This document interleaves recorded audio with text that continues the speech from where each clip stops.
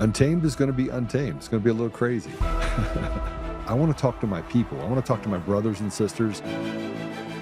We can have grace and humility in how we interact with other people. Oh, hot dog, look at you. And nobody talked about what's really happening. And let's have conversations about what truth is.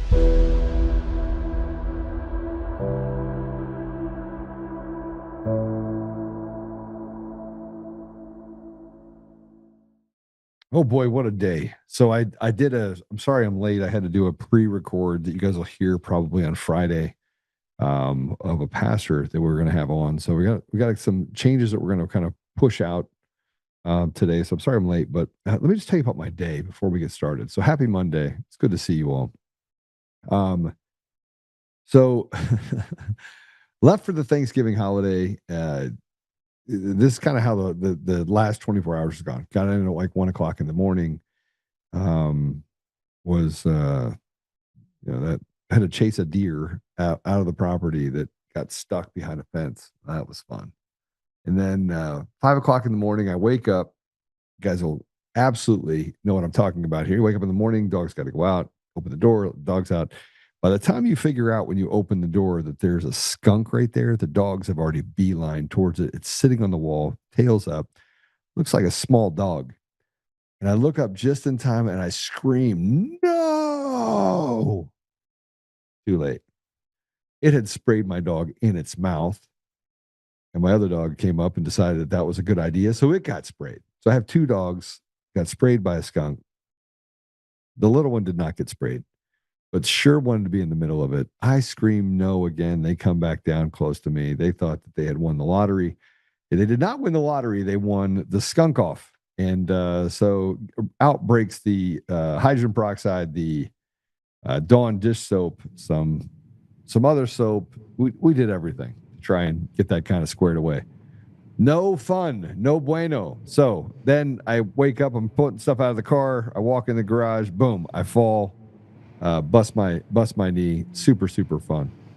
So there you go. That was the extent of my day so far on a Monday. I just wanted to go back to bed, not wake up, and just restart it. Let's restart our Monday. So I'm restarting the Monday with you guys, and I'm going to try and to do a few things. I got a really loud back in my ear stuff. So whatever you guys got to do, you got to turn down whatever's happening with Jared in there, please. Okay. So let's talk about today. It's going to be, there's a lot to go over. Tina Peters. It's hard to see all the stuff that we are facing right now. Guys, you guys got to do something about this background noise, because if I can't hear, I know they can't. Tina Peters, we're going to talk about not just Tina, but she is out of solitary confinement at the Vista Prison. I wanted to just get into that right away. So this is a update from Tina Peters. Let's go ahead and run through this again if we would.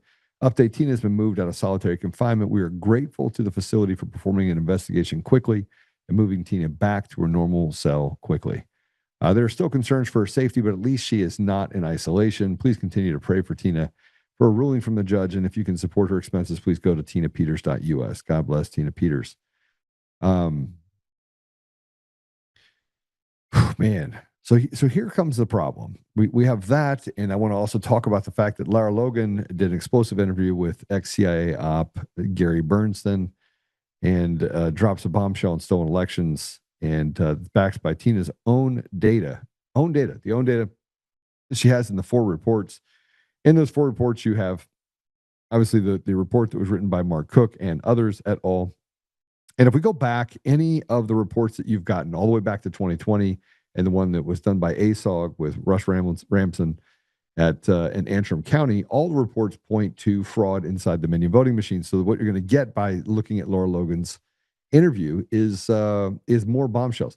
Now, I don't, based on what I know, there's this thing that happens when you want somebody to kind of walk off a cliff. I still, understanding all of the things that I have and that I wrote about inside of the Substack and what I know about just how they did it, it doesn't jive that there are, that the formulas may be different, but the way that they do it, the math that they use in order to do it is the same. And one of the things that I keep going back to is the fact that they say Joe doesn't have credibility. Joe doesn't have credibility. Joe doesn't have credibility. Well, let me just tell you something. I'm just going to put it out there. I've been sued for the last 5 years. I've given up more than probably any other single person out there in this election fight.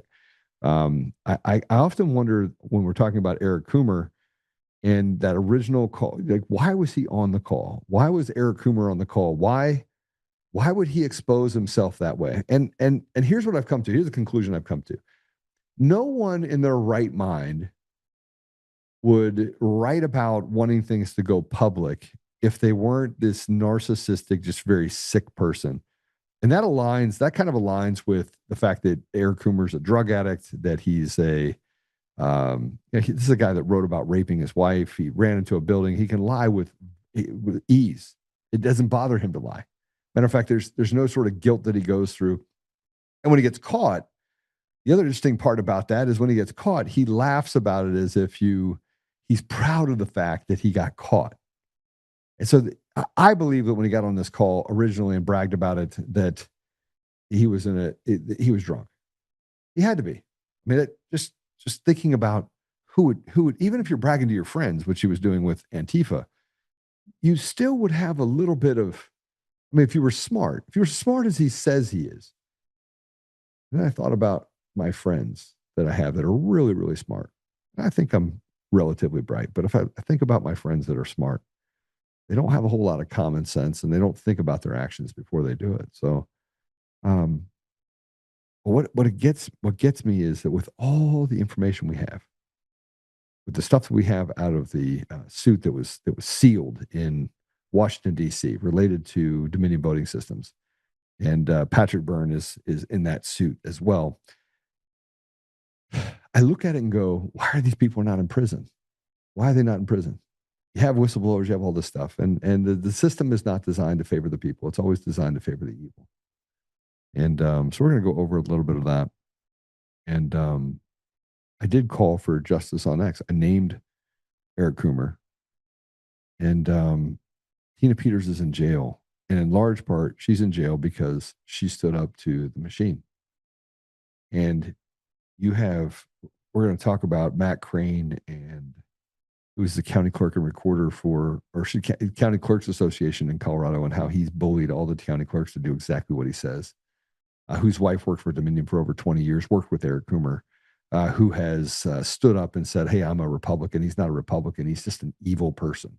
He's just an evil, vindictive, just terrible human being. He's also a weakling, and a coward. But those are two other attributes that I think just define most of what the left is. But he also did a radio interview, which we're going to try and play a little bit of as well. But I want to play this. This is Lara Logan interviews former CIA operative Gary Berntsen. And he's explaining how the elections are being stolen in America. I'm going to tell you what my problem is after this, because I have some other stuff that I want to go over with you. And we're going to be joined by Jared, who went and visited with Tina this weekend. So we'll work some of this problem together. But I want you to play this, and then I'll tell you what I do and don't like about what was said. Go ahead and play it. They know where they can find the dead people that they need to get certain votes. They plan this, as Gary said before. It's meticulous. It's meticulous. These guys are experts at this. It's not just a few guys in a back room. You're talking about hundreds of statisticians and engineers, and they work it, for a year. And mathematicians, right, and hackers. Right. We had a map out of Colorado when we were talking to our engineers, the guys that designed it and stole the elections. And we looked at it and we said, look, it's Denver here and Colorado Springs, all the Democrats, they said, and they looked at us in pity, Yeah. Like, they said, no, we just go to every one place where Trump wins 70-30 and he's winning 68, or we shave in every other place. We don't go near a Democratic place, because when they want to do recounts, they're going to go to the Democratic places. They don't realize we shaved in every other committee. We know every other county. We know how to do this. And then in each of those things where they shave with a different technique in each one of those. So if you found something in one county, there's no continuity around the state that way. So this is why the Republicans are so much at fault, because they have the power and the ability to show in their areas they can allow access to the machines, they can allow access to the source code, they can allow the... But they thought we just won by 35%. Okay, we didn't win by 38. Yeah. We won by 35, so no one's going to call to... They should have, right? Because everyone says, well, we expected the Republicans to win by a majority. Oh, it was a little less than we thought it was going to be, but they still won, so, no harm, no foul. But the evidence of the fraud is right there, and they could They show never it. looked at it. Okay. So two things. One, he said that they shaved 2% off and things like that. Okay, it's called a PID controller. You actually have a fixed point outcome of what you want it to become. So there aren't hundreds of statisticians. There are probably hundreds of people that are involved in the fraud. And some of them could be statisticians and some of them could be programmers. And I truly believe that as they built the system, they built it. But simply put, Gary does not understand what he's actually saying. So he understands, he has met with people, he understands the functionality behind Dominion voting systems and others, but he does not understand the system. And that pains me, because when he said the things that he said before as the CIA station chief, which was about a year and a half ago, and he's talking about how they stole, that was closely related to how the elections were stolen. And not just in Dominion, but ES&S, Smartmatic, and down ballot, and being able to, it's not called shaving, okay? Basically, it's controlling the outcomes. You just inject ballots into it. And I said this before, that if, let's say it's 70-30, and the simplest way to put it is this. If you have 70 ballots on one side and 30 ballots on the other, that's 70-30, right? So the Democrat is losing 30%, and Trump has 70%. Now, here's what I'm going to do for you. I'm going to take 1,000 ballots and I'm going to add it to Trump's deal. So now you have 1,070, and I take 1,000 ballots and add it to Biden's deal, and now you have 1,030. Is it still 70-30? The answer is no. Now, what you have is 50.25, and you have 49.75. So I was able to fundamentally change the outcome by injecting ballots. Now you can look at those being fake ballots. You can do what's called, phantom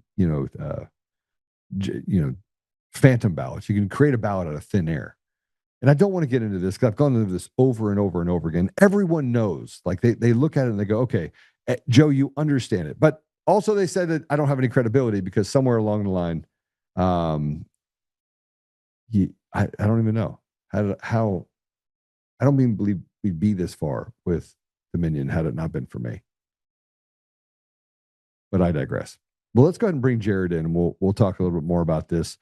There's so much that I want to say about elections, and I know that I could lose most of you by doing it, but hit the share button where you are, and I want to walk through some more of this stuff with Jared. So Jared, welcome to the show. It's always nice to be on with you. It's pretty rare. We're usually pretty busy, but it is definitely great to be here. So let's start with this. I do want to talk to you about the systems, and but I want to talk about Tina Peters. You went and saw her this weekend. I did. I actually got an opportunity to go see her Friday evening, and then I got 3 opportunities to see her on Saturday. So it was a nice time, but it was heart-wrenching in the sense that she's definitely under the weather. Really pretty bad, persistent cough. This was the first time my wife got to go with me. So my wife hasn't seen Tina in over a year.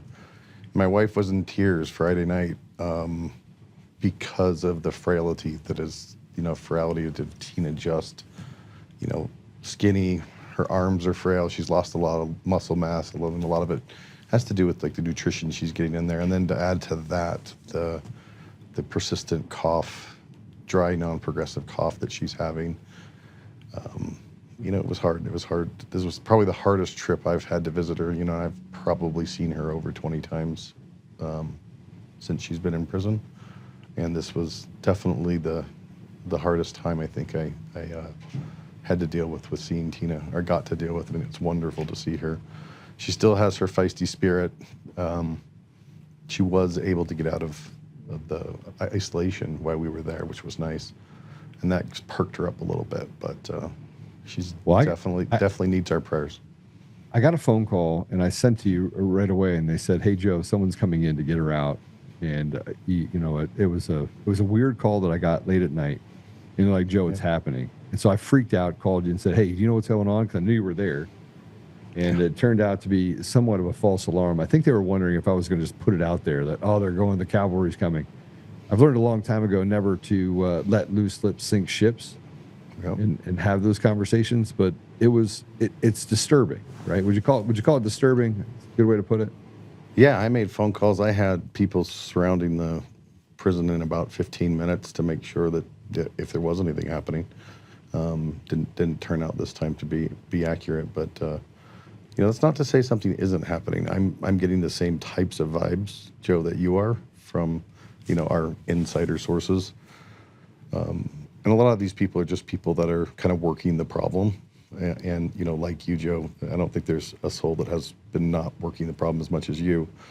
But, there's a lot of people that are fighting right now for her, and people sometimes jump the gun. Yeah, I think that jumping the gun's a good way to put it. Look, you're a systems guy, right? Yep. And I'm more of an architect. You're a systems guy. But you just heard the thing with Gary Berntsen.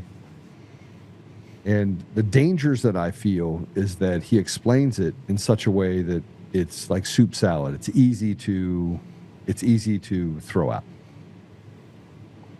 I think this is the problem with this whole thing. It's been so frustrating for me because, I've known you for a while. I've appreciated being able to have conversations with you about the technical details of what's going on. I think we understand this. We're friends with Mark Cook. We talk with Mark Cook about this. It's to some degree complicated enough to where when you try to explain it to the layman, it right over their head. So I think that there is to some degree we need to dumb this thing down. I think that's just great stuff that like David did with selection code. Kind of dumbed it down to the simplistic nature of things. But I think that's lessons we need to learn is we need to simplify the messaging and almost have two tracks, right? The complex track for the technical people and then a simplified version of it.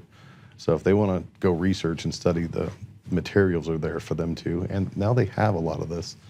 But that's something I'd like to see done is a simpler way to kind of explain how the cheat works. And I think this is one of the reasons why it's been so delayed is because the cheat is so complicated.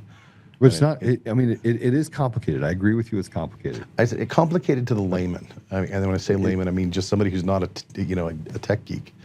Yeah. So I had lunch with a guy that is super left, right? And he sent me a text telling me that he could basically kick my ass. I met with him and I thought it was funny because it turns out he couldn't have probably have hurt me at all.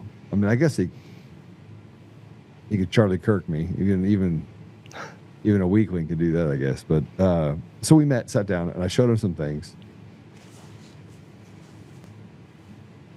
Jared, at the very end, he had this worried look on his face, like, okay, you guys have all figured it out. And that's when I knew that even the guys that are saying that there's no proof, they already know that there's proof. But it's fitting their need right now. Right? It's fitting them. So, we're inundated with things that I think are problematic, like PCAPs. You believe that PCAPs, that's big Martian, like shot down and changed shit and used? I am not a big believer in this whole PCAP. You mean it's bullshit? Disaster says the reality is just to have the amount of PCAPs, you have to have actually captured that much data anyway. You know how much data flows through the internet? It would take a data center full of hard drives just to capture that. That's why the NSA and the people that are capturing PCAPs have data centers the size of 9 football fields with hard drive after hard drive after hard drive. Packet captures. That's what PCAP stand for those people that don't know. It's packet captures. You're literally capturing the traffic that goes from A to B, encrypted or not, whatever it is, you're capturing it. And but it's encrypted. It's encrypted. It's compressed, depending upon how. But the reality of it is it is an absolute shit ton of data. That we're talking petabytes, if not exabytes of data that go through the internet daily. So there's a little bit of truth in everything someone says. They try to use intelligent terms inside of tech that make themselves look as if what they're saying is credible. And I think that's our biggest problem, is that we've allowed for these narratives to get creeped into what's the reality. You got these 4 reports that we know are good out of Mesa County. We have the report that came out of New Mexico with David and Aaron Clements. They did a canvas, nothing matched. You have now what's happening in Colorado in 2025, the municipal elections that just happened, and now the canvassers saying, I'm not signing off on this. They're being forced to actually sign off on it, and we're told to be quiet about what's happening in El Paso County.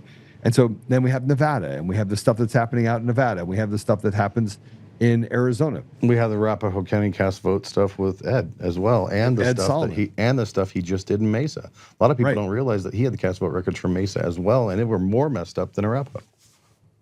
But they say that these are errors. And then we had the whistleblower that had an interview with John Case.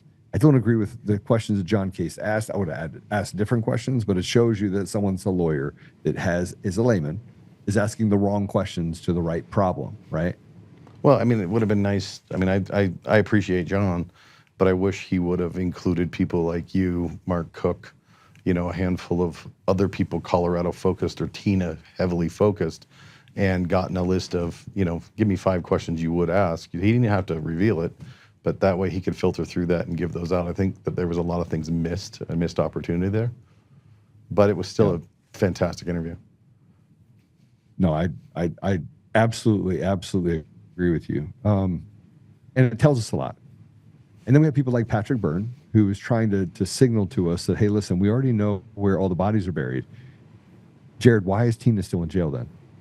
Like, why is it that they don't walk in there, rip her out of there, and tell the Bureau of Prisons, sit your ass down? Unfortunately, I think it's 2 things. And both of these are kind of hard to say and probably will get me in trouble. The first thing is they want somebody, good players on the good side, or bad players on the good side, or operators, if you will. I think that sometimes they use a problem to create excitement. And I think having Tina there creates never let a problem go to waste, if you will, right? And right now, when Tina got put in solitary confinement, for instance, I think she was trending for at least 12 to 24 hours. I think she was somewhere in the realm of just her tweet alone was like almost 3.2 million. Conrad Reynolds was another 4 or 5 million. So you're talking 10 million eyes and another 50 or 60,000 posts around Tina. That's, focal points on election integrity. As much as I don't want to call out the election integrity, people, but I kind of feel that there's usefulness in that. The other reasons is that it comes down to Trump's doing everything he can, but I think there's a lot of players that this is just lawfare. This is absolute straight up lawfare, and they've got everybody fighting, and it includes on the good sides. I mean, how many times, Joe, have we dealt with she'll be out within a week or 2? A lot. Yeah, a lot. And it always gets blocked somewhere, right? Somebody within that chain of command, blocks it, and then people freak out again. The reality of it is that there is a 70-year-old Gold Star mom who's absolutely was doing everything in her power to support her constituents, is still in prison. And she's not doing well in prison. She's not meant for prison life. Now, she's adapted to a few things. I mean, I've got a whole bunch of fun stories that we will have to write a book about some of the silly things that has happened in prison with her. And she has some fans now in prison. There was, when we got to go to what's called a family reunification visit.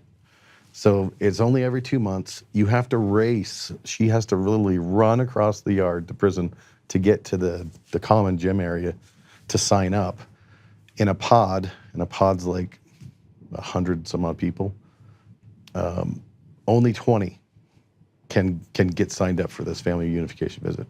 So I've been to it, I think this was my 3rd or 4th time. And it's kind of cool because you get to go in the prison. I mean, it's prison, right? You got to go in the prison. By the way, Tina hates being called that she's in jail. Super trigger word. She's like, I'm not in jail. Prison is different than jail. So she's in full-blown prison, medium security prison. But you get to go in, you get to go to the gym, you get to sit down, you get to walk around, you can hold hands, you can walk circles, you can do all kinds of stuff. A normal visit, you're at a table, she can't get up. Once she gets to get up to go to the bathroom. So for 2.5, 3 hours, she has to sit there. You can get up. You can go buy her food, which is all junk food, candy and pop and stuff in a vending machine. But it's things she hasn't had in a long time. But she gets to order us pizza in the family reunification visit. So it was really neat to be able to have pizza with her, have silly bread. It's Little Caesars pizza, by the way.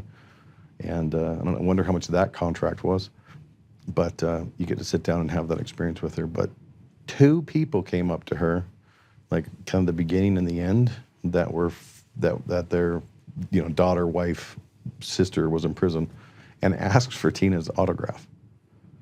So people in there know, and she has some very big supporters in there that have been very, very polite to her, but she has some people that absolutely hate her, which is how she wound up in isolation.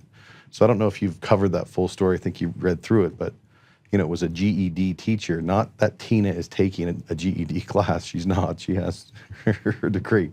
But it was a GED teacher that was talking a whole bunch of smack about Tina, saying that, she's not going to get out of prison and she's going to die in prison. They actually didn't elaborate enough on how much smack this guy was talking. And Tina politely went up to him and asked him, would you mind not doing this?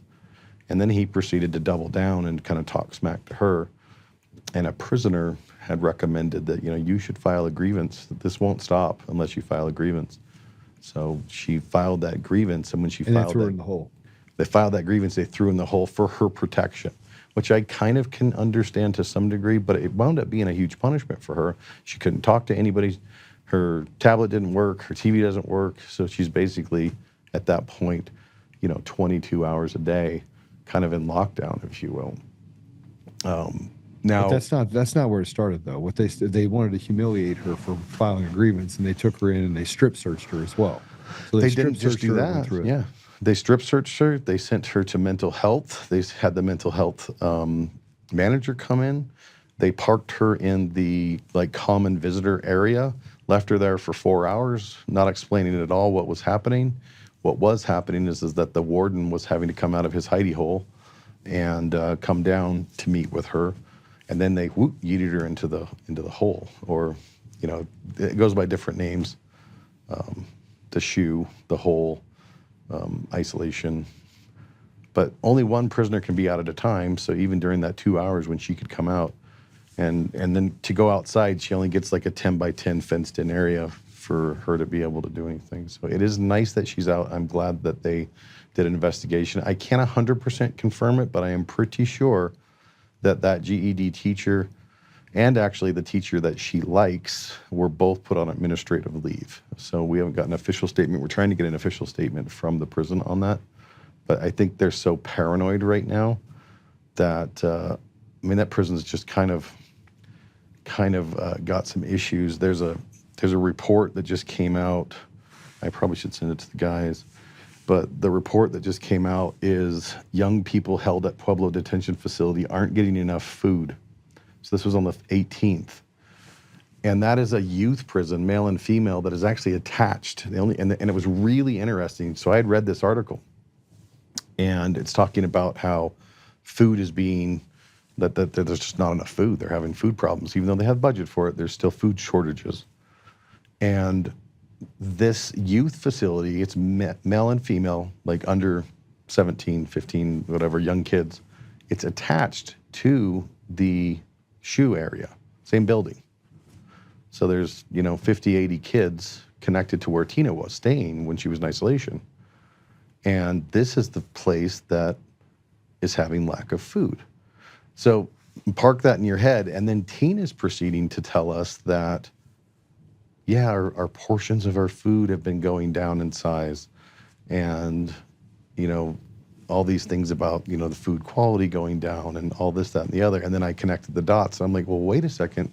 There was a facility, Tina, in Pueblo with these young kids that said there was lack of food. And she says, that facility is connected right to where I am in the isolation. So it's the same prison, is the point I'm getting at. So the prison that Tina is in has got budget issues around food.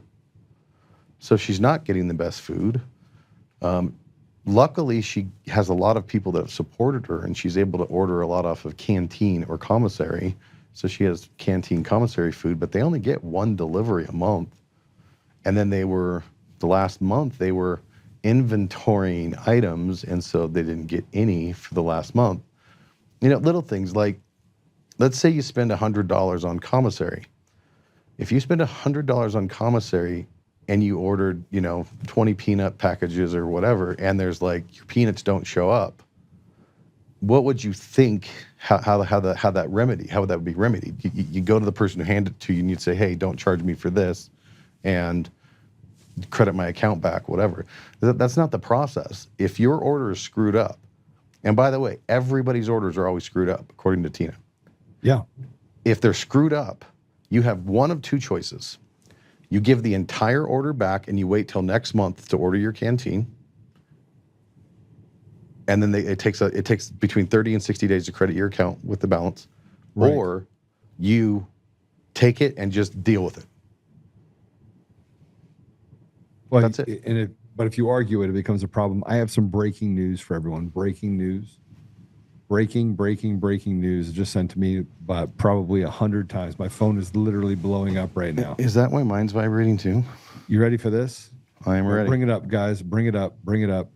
Federal judge dismisses indictments against Letitia James and James Comey, saying that Lindsay Halligan appointment was unlawful. So let me just tell you what this. A federal judge dismissed the indictments against former FBI Director James Comey and New York Attorney General Letitia James on Monday. The judge found that President Donald Trump's appointment of interim U.S. Attorney Lindsay Halligan in Alexandria, Virginia was invalid.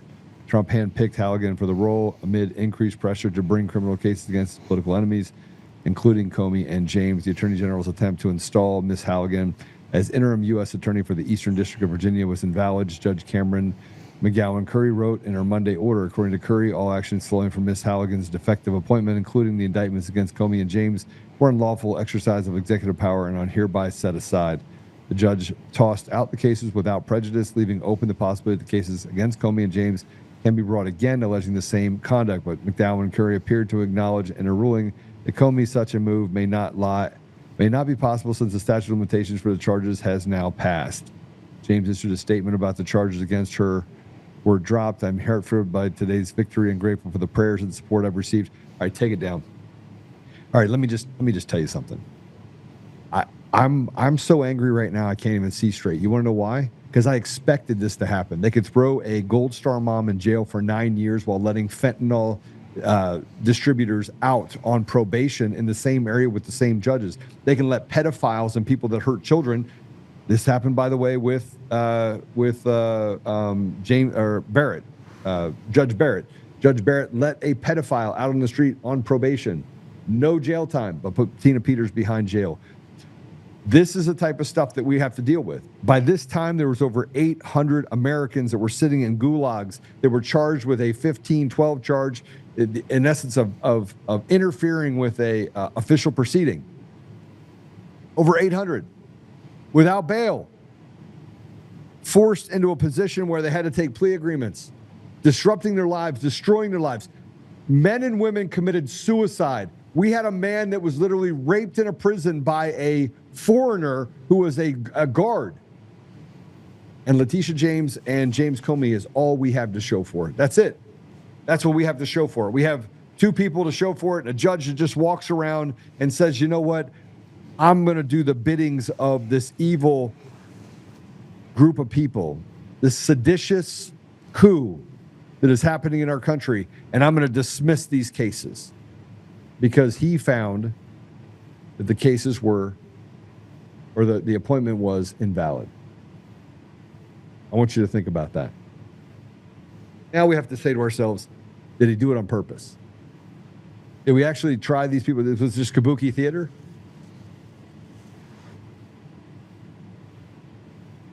I can't. This is All right, bring up my post 6.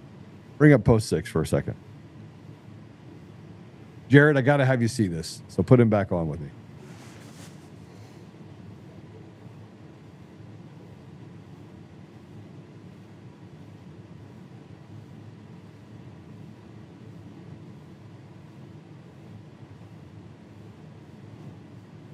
I said, good evening. This is what I put out yesterday. You say, Joe, you're calling for violence. No, I'm telling you that the violence, that you can't tell me it's not the answer. Let me tell you what I wrote. And you just tell me. By the way, they throttled it everywhere. Good morning. I was pondering these realities. Am I wrong? Do not tell me violence is not the answer. I've seen what the process has let happen. They murdered Charlie. They have jailed Tina Peters, jailed J6ers, injected poison into the veins of our brothers, sisters, mothers, and fathers, murdering them. They have canceled us, bullied, sued, and stolen from us. They have put thugs on the street, opened the border to drugs and trafficking. They have allowed our children to be groomed and captured our most sacred institutions while telling us they are not doing anything wrong. They stole our voice, used the media to drown out the truth, and destroyed the lives of countless Americans. Do not tell me we should remain peaceful. Do not tell me they should trust the political leaders, police, and rotted judiciary. I'm not calling for violence, yet I recognize that violence is the only thing that will destroy this evil and level set where we are. I want consequences and I want accountability. You tell me that is what we are getting now? Show me how our children are safer when career criminals arrested dozens of times are stabbing, lighting on fire, and brutalizing our people. No, they do it on purpose because chaos favors the evil, which has consumed our communities. Sometimes you get to the place where you ask God what the answer is, and the only response in your mind you get back is to destroy evil. I hear that God will deliver, but as I read the Bible, it is clear. He used the people to destroy evil. Daniel, Job, David, Moses. So I will say it again. What are we allowing them to take from us? Why are we allowing them to take from us what was never theirs to take? Jared? Joe, I read that post yesterday and got goosebumps. I'm pretty sure I retweeted it as well. We need people like you. I have seen you frustrated at times to the point of, why do I do this podcast? And I can't tell you. I think you've heard me tell you, I'm like, you can't quit, Joe. We need you. And I think, and I hope you know how much I appreciate your voice. But I have no credibility, Jared. I have no credibility. I don't know anything about anything. I built my companies by accident, I guess. I'm just a village idiot that has no credibility. None. Zero. I can be sanctioned. They can take $140,000 from me. They can write 7,000 articles about me. They can sit and say whatever they want, whenever they want. They literally can act with impunity. And I have to sit down and take it. And it's not the left that does it. It's both sides. That's been one of the most frustrating things, I think, for me is the infighting and the both sides. Is it really infighting? I don't know if it's infighting. I think it's just all good versus evil. I find it disgusting that we're even having this conversation. And now Letitia James gets to walk free as if nothing happened. There's no accountability for the bad people.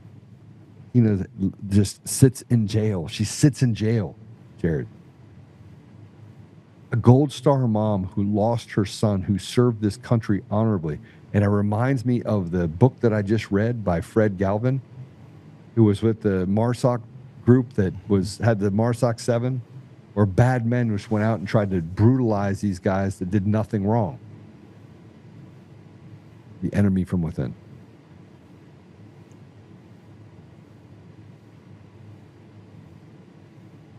How do we get Tina out? Let's work the problem for a minute.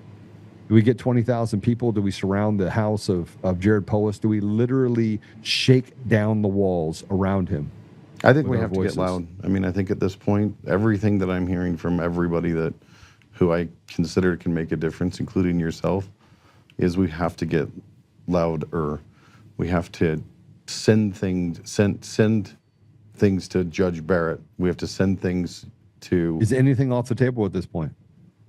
The only thing I would be cautious about off the table is messing with Vahalik too much, because Vahalik, I think he is in a very tough position with the decision he has to make around... No, he's not. He just has no courage. He has no courage, and he's looking at a political He's doing the same thing that pastors do when they say you can't talk about politics and all we're talking about is morals and ethics. I think you're right. I think he's trying to figure out how do I delicately rule without throwing another judge under the belt. I mean, it's really about those guys protecting their own to some degree. But he needs to rule because I think that's her quickest path to out is Valhalla ruling and granting what should have been granted the day she was sentenced, which was her bond.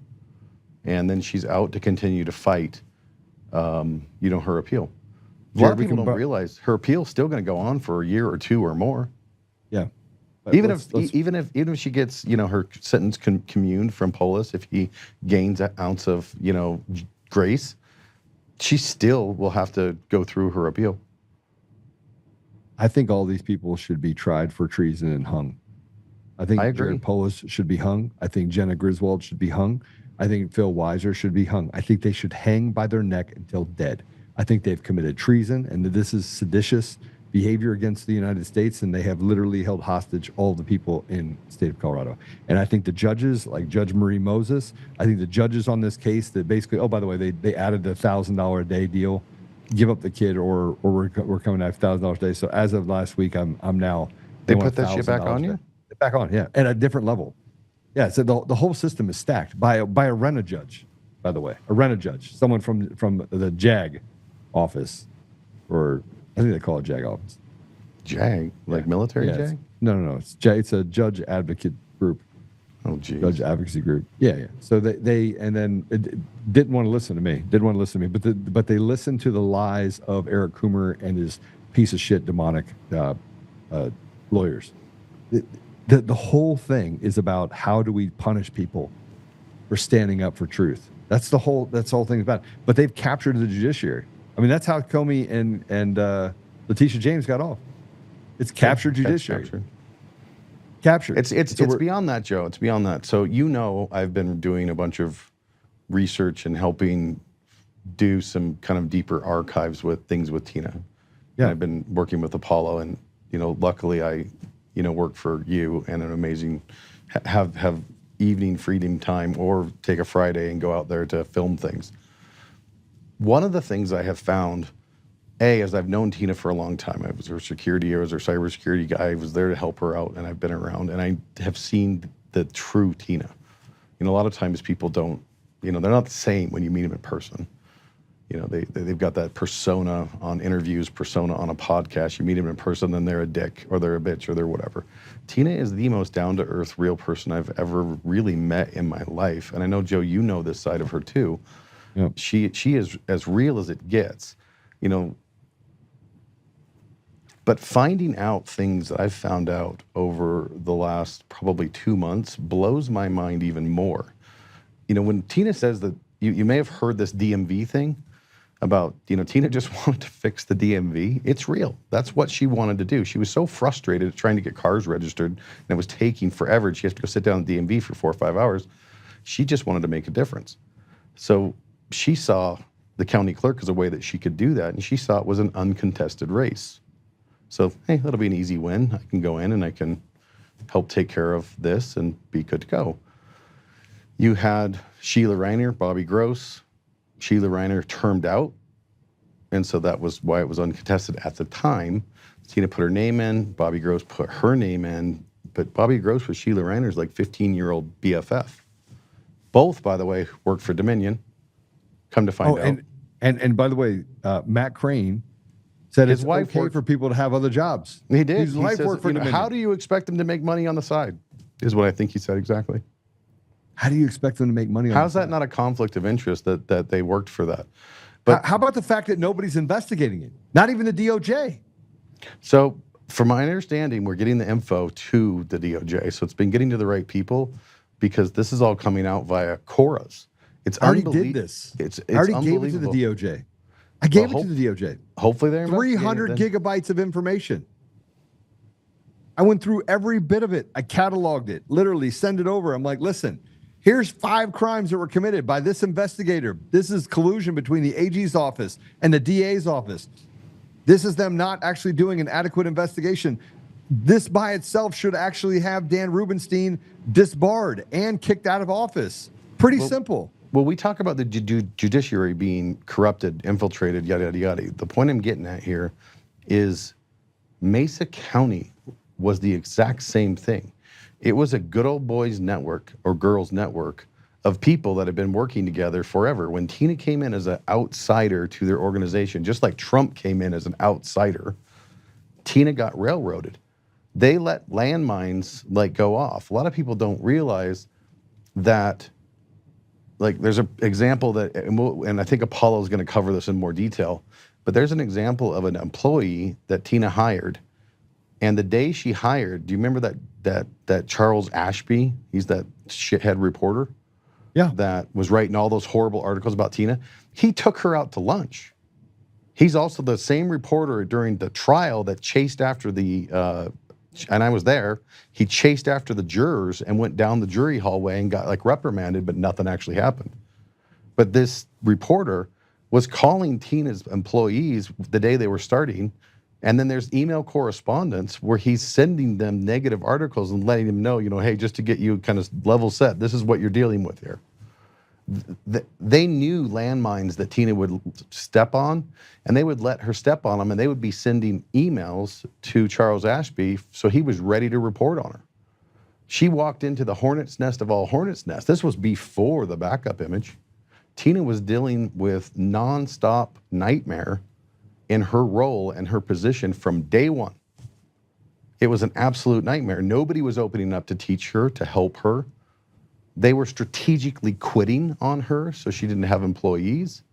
They were doing everything in their power to get her thrown out of office, including recall her. The person that recalled her, by the way, was like, oh my goodness, you're being recalled. Well, come to find out, that's the person who filed the domain.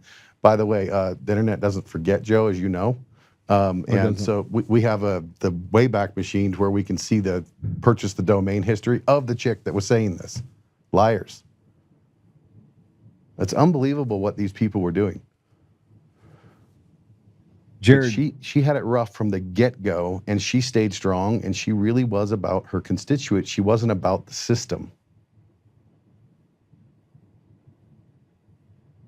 I want to. Do you remember the diagram that I built? Mm-hmm. You remember what I said in that diagram? I don't know if they can find it or not. Let's see if they can find it real quick. I know I stored it in like 20 places on that machine. All right, so it's the voting diagram. If you guys can find it, but before you do that, let's put up this article that I just put in there. Jared, do you remember? I mean, I wish Apollo were on here because he'd be able to. He was actually there with me in January of 2021. Excuse me.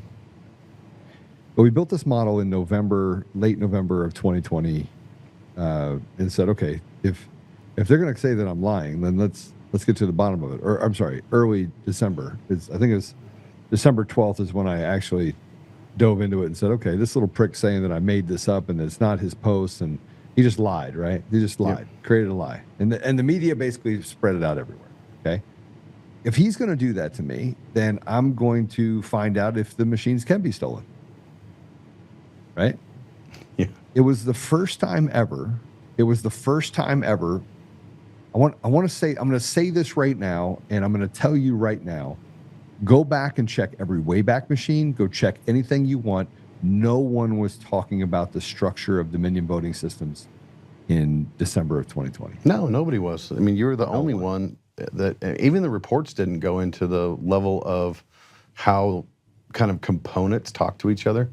People don't realize that the voting, Dominion and all these machines, it's not just a box, right? It's, I was back the end, first. It's a back end infrastructure. There's a place where it's multiple layers, and then those tabulate and roll up to a central repository.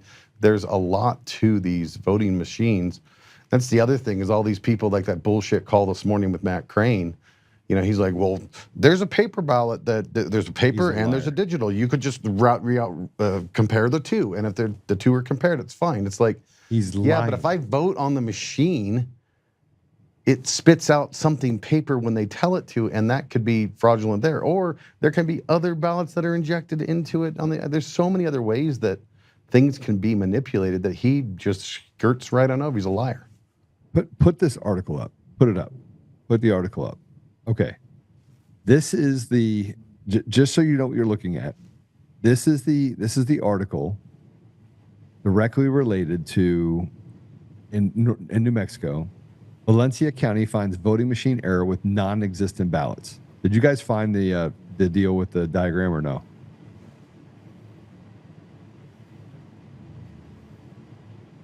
All right, I'll find it for you. But in the meantime, let me just tell you what this says. Okay, this says exactly what you were describing and have been describing since the get-go. Exactly. Since the beginning, right? This is since the beginning. This is a telltale sign of. Bro, I wrote the white paper. I wrote the white paper in January of 2025, and I was like, "Listen, here are the ways you have to get rid of the machines in the mail-in ballots. This is why you have to do it. You have to take it down." Bluff. I wrote but this in particular. Let me see if I can do this. Oh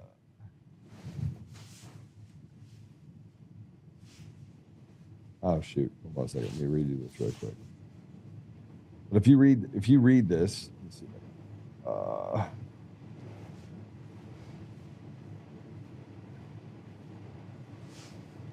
I'm going to find that thing for you. And I didn't want to do this, Jared, but let's be honest.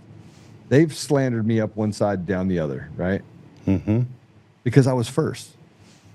I was first, and I understood it better than anyone else did. Well, it was dangerous to them. They had to, because it would unravel it. I mean, Joe, that was one of the reasons from the get-go. 2 reasons was that you were the one that was talking about something I understood, being a tech guy, and the fact that you have always been so loyal and so there for Tina Peters. That was like my first introduction to you, where I was like, this man is somebody I want to be around, I want to work with. Was for those 2 things. You talked my language around being able to explain how the cheat could occur, and how much you respected and how much you were always there for Tina. Those were the 2 first real things I knew about you. Well, remember, the thing about Tina is I told her not to get on that stage at the symposium. I know. And Sharona Bishop told her to get on the stage. Mike Wendell said, get on the stage. I mean, they used Tina Peters. They raised money on Tina Peters. You told her not to, and Juan told her not to. And she did. And then, you know who nobody talks about? Conan Hayes. I know. Who was the one that went and did the image? Conan. So did he do any more than that? Interesting. Oh, yeah, he did a lot. He said he's the one that validated the PCAPs. What PCAPs? They never existed. Dennis Montgomery. You know, hey, I've been digging into that too, Joe. Really interesting conversation. No offense to Mike. Sorry, Mike. I do love everything you've done, but I'm going to have to bring this out. What the hell, man? I missed this. There was a trial somewhere, but I saw the affidavits between Mary Fanny and Mike. Have you seen those text messages? In those text messages, Mary's telling Mike, hey, I'm going to try to find Dennis Montgomery. And Mike's like, you don't understand what position you're putting me. I have nothing. I need that data. I paid Mike, and Gray, whatever it was, his trust for Dennis's house that Mike bought him. It's all public. Anybody can go find it. But they're telling him, Mike knew that there was no PCAPs. He knew. And he lied. I mean, I'd love to hear his version of it, but at least in that filing, and it is a legal document, so they manipulate things, so I'll give him the benefit of the doubt. But at least in that filing and in those text messages, it tells a different story than what people typically hear. And then they also locked Conan apparently in like a room, because Conan was trying to explain how to view these PCAPs, which he got from Dennis Montgomery. But that whole story is... Look, let me just tell you something. I was at the symposium. I walked upstairs, and Phil Waldron was in the room sitting on the side, and Conan was sitting right there. I walked past everyone. They're like, you can't go in there. I was like, get out of my way. Conan in there?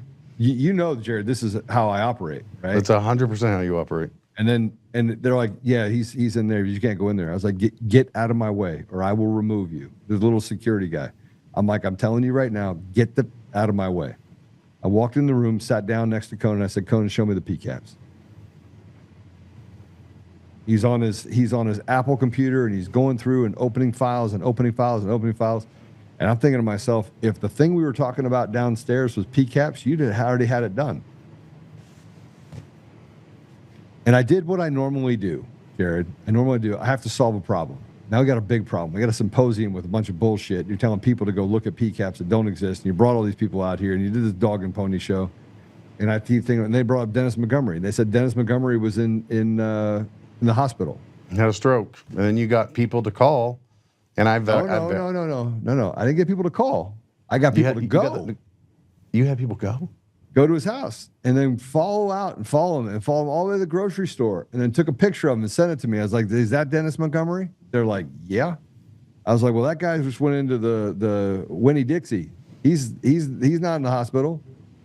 There's nothing wrong with him. I know they were reporting that he had a stroke or something, and that was, He didn't have a stroke. Why the data was there. It was a lie. But in the end, who gets caught up in it and winds up now in a very interesting position? In jail. In prison. In jail. In prison. Look who's in prison right now. Look who isn't. The guy whose dad was CIA, who is CIA, who was an informant for CIA, Conan Hayes, he's out running around. And by the way, nobody wants to hold anybody accountable. Nobody wants to say Sharona Bishop is a grifting op. No, it's just America's mom. That was the person that came to Tina and said, I got this plan. And the $20,000 check to pay for Conan Hayes to come in. That was actually written by Mike Lindell. They've got all the data, got all the information. You can clean out the op, but it is an op of magnificent proportion. And I don't know who, I'm 100%, by the way. I've had this conversation many a nights with Apollo and Tina. It was an op. 100%. It was an op. But who ran it? That's the piece. I know. That's the piece that I have suspicion, but I don't want to call the wrong people out because, I'm not 100% sure. But to me, it seems like there was a lot of people involved in this. And there's a lot of people involved. And Tina just wound up kind of being a sacrificial lamb. No, it was planned. They had to have one. They had to have somebody that would prevent everyone else from actually speaking or standing.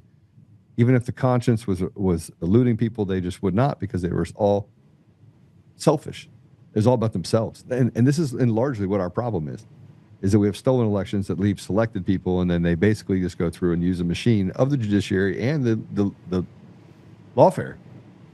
Well, if anybody who doesn't deserve it, that really truthfully, I have spent a lot of time with Tina, that truthfully does not deserve where she's at right now, it's Tina. She loved her people.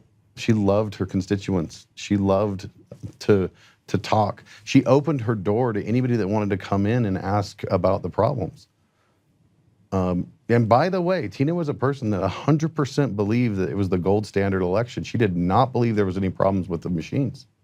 But she went and did her research and had some concerns. These were all like pretty innocent concerns, but they turned into major concerns when they were going to delete, it all started with they're going to delete the QR code. And why is that a big deal? It's a big deal because if this is your ballot, right, there was a QR code up here in the upper right-hand portion of the ballot of how that they were being fed into the system. And so she's like, well, if they're going to delete this program that was an unauthorized program anyway from the build, well, how am I supposed to deal with my paper again? That doesn't make any, I have to do something. I can't just have them remove it because then I couldn't recreate things. That was like the innocentness of what she cared about. Then it compounded as she learned more. But that's how it started in her eyes, that I need to get a backup because how am I going to deal with the QR codes that are on the paper? They wouldn't be able to read them. All right, so let me show you. Put that paper back up for one more time because we didn't get to go all the way through it. I want you guys to understand. It says, Deputy Clerk Brenda Hume said the issue was due to their machines from Liberty Voting Systems, formerly Dominion Voting, which can count ballots. The county has 2 of these machines, but only one was used on election night. After the votes were sent in, they realized the unused machine was tallying up extra votes. On 12 races, there were different in the vote count versus what it is today. What it is today is correct. It's now correct on the Secretary of State's website as well. Liberty Voting System said it can't give Valencia County an answer as to why the issue happened. Sounds like to me that they made a last minute choice to only use one of the two machines. The other machine happened to probably still be online in like a server room or a sealed room, and might have been phoning home, and they went and messed with ballots, messed with stuff, and messed with the wrong machine that didn't have anything in it. 261 ballots, 204, extra ballots were tallied during the election. It sounds like it was from the offline or supposedly not used machine. So then how many ballots were in the first machine were actually done as well? Was it 500 ballots? Is a relatively small area. So is it 500 ballots that they added to it? Is it 400? Is it 800? Is it 1,000? I don't know, because guess what? They also won't do an audit. But let me put up this model real quick. Do you remember this model? This was my model. I do. I've stared at this thing for hours.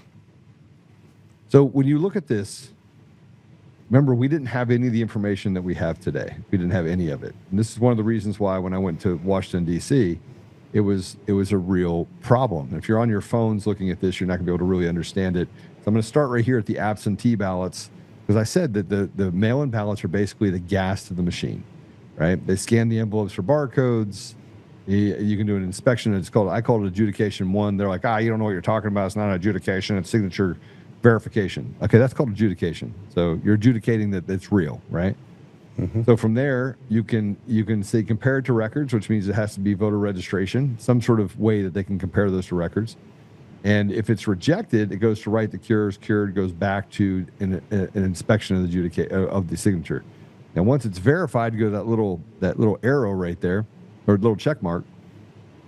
You then, about 14 days before the election, 15 days, you separate the ballots from the envelopes. Now, remember, we've never been able to get to the bottom of envelopes because they've never made them available. This is some of the things you had with like creases of paper in Maricopa County. None of this information, Jared, did we have access to any of this in 2020? No. So how the fuck would I know how to do this? Am I just clarifying? I know what you did. You read system manuals. And it was boring. And by the way, let me just put something else out there. Jared, did we have AI in 2020? No. Nothing that nothing that could, nothing like we have now. The stuff now is ridiculous. We had nothing like that. So if you want to go back to 2020, we had none of that. And I did what's called it's a flattening of the processes, and you squeeze them together.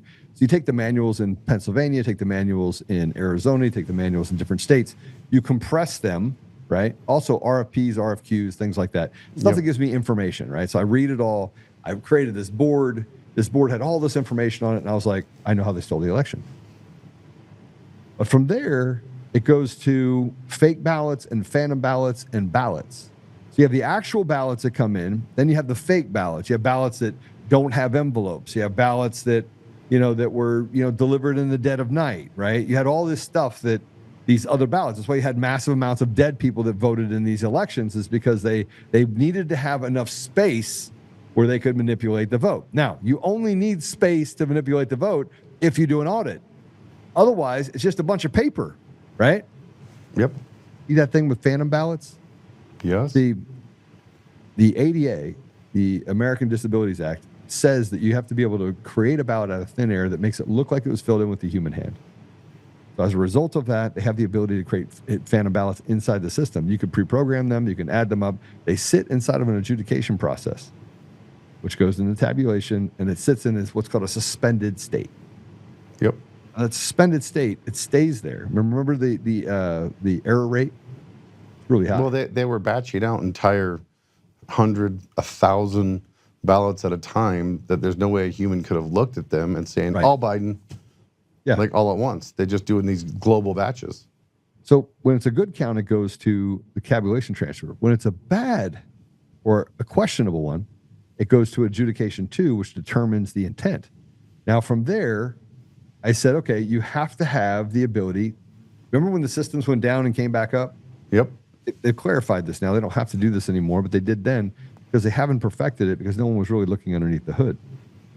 When you go down, you come up. Now, once you have all the ballots in, what do you know about? You know who voted, right? Yeah. What else do you know? Potentially how many people voted, Once you know who voted, what else do you know? who they voted for. Who didn't vote? Oh, that's right. So you'd have to have some way to create a process You know what to registered attach. voters? Yeah. Right. So you just have to go and grab a bunch of names, bring them back down, stuff them into it because you know who voted. And now those phantom ballots, those fake ballots get attached to a name. They're like, oh, this is the name. And they basically backfill that data in to make sure that no matter what, you're covered. Right? Yeah. And then you have the 6 points of which to do it. You have the internet connection, which they said didn't exist. In December of 2020, did they say that there was an internet connection? They said absolutely not. They denied. Denied. What did I say here? What did I say here? You said they're absolute. Look at the top. But nobody Number read the one. manuals. I was the first one to Or read number the manuals. 6. Yeah, there was absolutely. And there was video, I mean, of them acknowledging that there was, and there's video of them acknowledging that there wasn't. Yeah, but we they took had most them of those lying back down. then. Yeah, they took most of those videos down. So They as were you start, lying. as you start looking at this, Jared, from a credibility standpoint, and you're welcome to tell me I don't know all about anything, right? I don't care. You and I have some very, very, what do you say, honest conversations about a lot of things. Well, I would never tell you that, especially with this, because this was one of the very first things that impressed me that somebody could lay it out real quick to where I didn't have to go do the work, right? Once I saw this, I did go do the work. I went and got all the Dominion manuals, which, by the way, our Secretary of State also leaked. But back in that same time frame, all the Dominion deployment manuals, all their original contracts with no redacted names, remember that, Joe? They were all on Secretary of State's website. The passwords being leaked on the website, that wasn't the first time something like was put on the Secretary of State's list. The whole entire RFI, RFP, the contract, every Dominion manual was all publicly available for years on the Secretary of State's website. And that's where a lot of us got them. So let me ask you a question. This is a big question. Ready? If this is true, what I just showed you is true, and we were able to prove it backwards to all the information related to the Dominion voting system, we're still seeing it happen right now. And Tina Peters had 4 full reports. And you had the Antrim County report, and you had the report out of Nevada, and it's still happening inside the machine today. And now you have John Case that is talking about this. And remember that Ed Solomon, I asked him I said, forget about the presidential election. I need you to go to Arapahoe County. I need you to examine these cast vote records. I need you to do this for me in Arapahoe County only. And he came back and he said, it's all bullshit, Joe. I didn't find anything bad, right? And I was like, okay, well, what process did you follow? And then he called me back a day later and he goes, scratch what I said. I totally screwed up. And he found it. But because I was like, man, it would have to be a county by county. Let's look at the counties that are probably the most dirty. Right? Yep. Tina's sitting in jail because of the reports. Well, he just recently did Tina's, and he said that was worse than Adams or Arapahoe. Mesa County he did. Yeah, he did. Yeah. And we still sit here and we got all this information and we got the piece of shit over at the DOJ, Todd Blanchard and everyone else that's too busy investigating Ed Martin that he can't actually get to the job of saving the elections and saving our country. So where are we? I think, I hate to like talk in Q terms or anything, but I think the military and the military justice system might very well likely be the only way. 50,000 people need to be tried and hung immediately. Just tried, hung, boom. I love David's video, I don't know, 2 or 3 or 4 ago. And by the way, if you guys have not seen what David Clements has been putting out, like on, I think it's Sunday morning. It's kind of a nice Sunday thing. He's been doing an amazing job, and he put out a remarkable video around what we're talking about right now, around how the military could potentially get involved. And at this point, Joe, I'm ready just to call on Trump to do that. Do Look, that. I think the issue is that I have is that Tina is 70 years old. They're taking what is not theirs to take, and I said it before: is violence the only answer? And I think that we're at the place right now where a lack of action is actually condoning violence, because that's what they're doing to us. They killed Charlie Kirk. Joe, I They know came you. after Trump's I know you, and I know your heart, and I know that you've made efforts to try to get down there, and there's been some goofy problems with whatever your visit is. But when you get there, and I hope you don't, because I hope she's out before then. But if you get there to see her, you're gonna bawl your eyes out. It's hard. She's aged. Her skin doesn't look well. Her arms are just skin and bones. Like, this has taken an enormous toll on her. Physically, mentally. Mentally, she told me the same story across 2 days, 4 or 5 times. Like, this has taken an enormous toll on her. But she still will smile. She still will laugh while she's coughing. But what they have taken from her by doing this to her is horrific. But she stays positive, and she talks always about how much she loves the people. She talks about how she still wants to run for office again, how she still wants to help the prisoners. She filed a grievance, and she included in her grievance things that will probably get her hurt. Why? Because she wants change for her sisters in there. I've never met a woman with such a big heart. And it's hard to see what these evil people have done to her.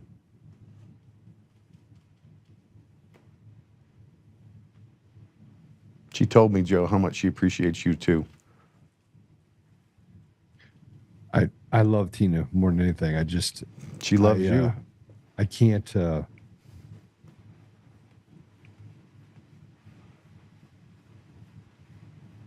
I know what I will do when I see her in that position, and I'm afraid of myself. I will tell you, there's some good people in there. I'll tell you guys a story. I've got to be very careful how I tell this story, because I do not want them to figure out who this person is. It was one of my visits. We'll just leave it at that. So I'm not even going to give them the detail to be able to hone it down. But I was walking into the prison. Now, one of the things I've learned to notice is that the guards and the people that come and visit, it's kind of a regular group of people. So I know, but probably I've been there enough now where I know, call it 70% of the people visiting by first name basis, because they're always there. So you kind of just learn who's coming to see their daughter or their wife, and you kind of know who they are. And the guards also know who comes. So, like, if you've never been there before, they know exactly who you are. And they're like, nope, you need to do this, and you need to take that off, and you need to do this. And they start ordering you around because they know you don't know what you're doing. I was coming in from my car, and one of the employees there, I'm not going to say what they were, but one of the employees came up to me. And he says, "Are you here to see Miss Peters?" And I said, "Well, yes, sir, I am." Or, "Yes, ma'am." And they proceeded to tell me, "You need to tell Mr. Trump to get her out. She does not belong in here. Please tell Mr. Trump to get her out. She does not belong in here," with tears in his eyes. So there's good ones there. So we've got to be careful not to burn the whole place to the ground, because there are some people in there that have good, amazing hearts. And there are some people in there that really, really do care for Tina. There's been numerous times where I'm on the phone with her, and there's people in the background. When we made that song for Tina, I played it to her, and I must have put it on speakerphone, and there was people dancing around her singing "Free Tina, Free Tina." So she does have some allies in there, but then there's also people that really do not like her. But there is some good ones, is the point I'm getting at, Joe.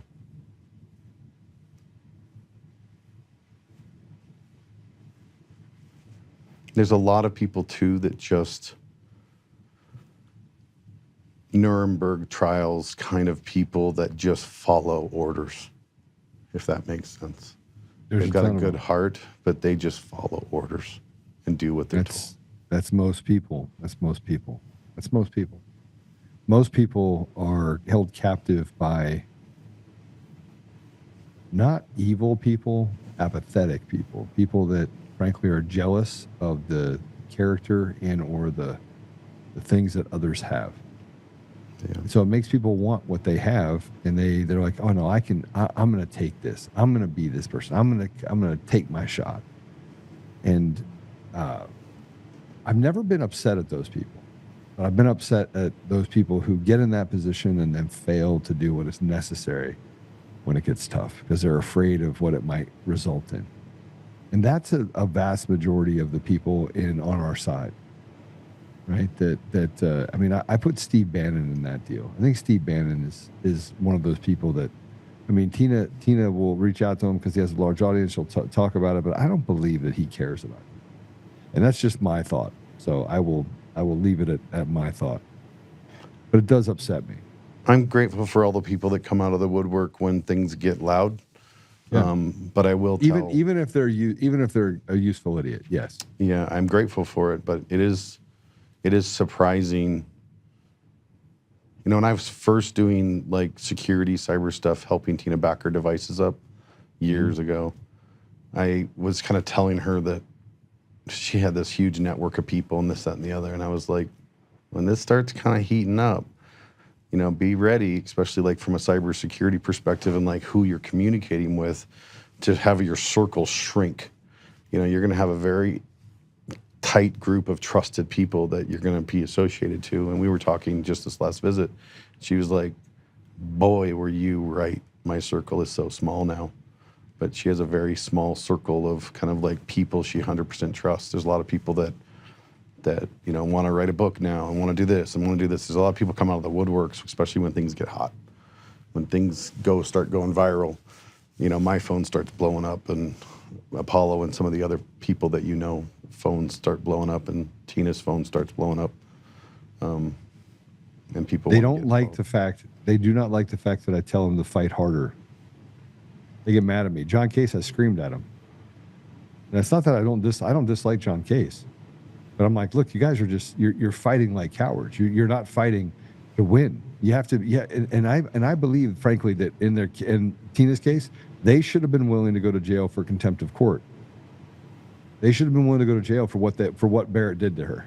Yeah, we need more fire starters, right? And I don't mean literal fires. I mean more people that bring up the point and keep the thing going. There's a lot of people that are willing to continue to throw gasoline on the fire. Right. And there's only a handful of people that are actually willing to go start it. And we need people that start it. You know, Joe, you and your followers, your supporters are always creating the movement, creating the fire. We need more of that. We need a lot more things kind of popping off in a good way to support Tina. We need people, you know, calling Polis with respect and saying, you know, hey, this is what needs to happen. We need to get loud. I mean, that's the general consensus right now is that we need to continue to get loud. You know, I'm partially grateful that she got thrown into the shoe because it caused a viral push for the entire world to, you know, actually like start seeing in what was going on with her. Some of these things, you know, created that. But at the same point, who gets hurt again? You know, poor Tina. Remember when we sat down and walked through all the data, that 300 gigabytes of information, and I'm like, holy shit, did you see this? And you're like, oh yeah, I've seen that. And the fact that they basically tilted the entire investigation against Tina. Yep. Why with that information? And it's a rhetorical question. How does Elon Musk know that they stole the election? President Trump know they stole the election. All these people know they stole the election, and they let these people walk around. That's something I don't understand. I mean, I know he's got the direct messages. They weren't encrypted back then. They have Eric Coomer dead to rights. They have him dead to rights. And I don't care about Coomer per se as the person. I just know that there's so many other people that would fall if given all the different Oh, by the way, State Street or Staple Street Capitol. Mm-hmm. Yeah, they're dodging the subpoena for a deposition. In my case, they're dodging it right now. Hiding. Yeah, it's just at some point, brother, I'm going to tell you right now, there'll be people like me and others like me who just recognize that I'm a caged animal and you backed me into a corner. Right? But hey, at least we got the NBA players that are betting in illegal games. At least we got stupid. them. All right, I'm gonna let you go. I'm gonna run through some other stuff. All right. Well, I appreciate you, Joe, and I know Tina is unbelievably grateful for everything you've done and been there. You've never left her side, and she knows it. So I'll talk with your assistant and see. Hopefully, we can figure out how to get you in there. I know it's been hard. The approval process is kind of a pain in the ass too. You know this. So yeah, I got to get there, but I mean, it's the same thing when I start talking about Dave Bears. You guys better stay on. I'm going to talk to you about Dave as well. Another amazing individual that doesn't. Oh my gosh! Ah, man. When you get back into town, I'll show you a message he sent me. It was a pretty sweet message. Kind of was really, really, really nice. It's like, bro, don't worry about me. Don't worry about anything, but just focus on your health right now. He's still thinking about other people. Unbelievable. 100%. Yeah. All right, brother. Well, I appreciate you so much. Right. Thanks for everything. God bless you. God bless you too, too. Brother. All right, so we have some other stuff to talk about, but I'm going to do this right now. Do you guys have the Give, Send, Go for Dave Bear?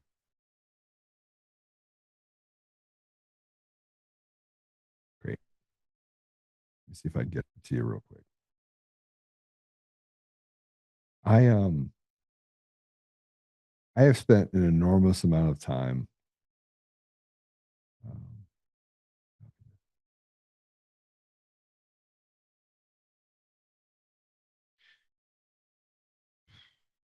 Dave Bear, Dr. Dave Bear.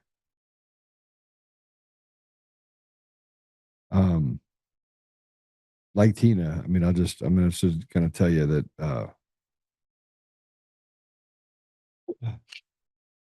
I've contributed and taken care of Tina for the better part of the last 4.5 years financially. And during that time, it has been tough because I did not have the resources and I just kept trusting God. And then Mike came along and took millions of dollars from me, and I worked for him for free for 3 years. And my goal was simple. How do I serve the Lord? Now, I'm not perfect.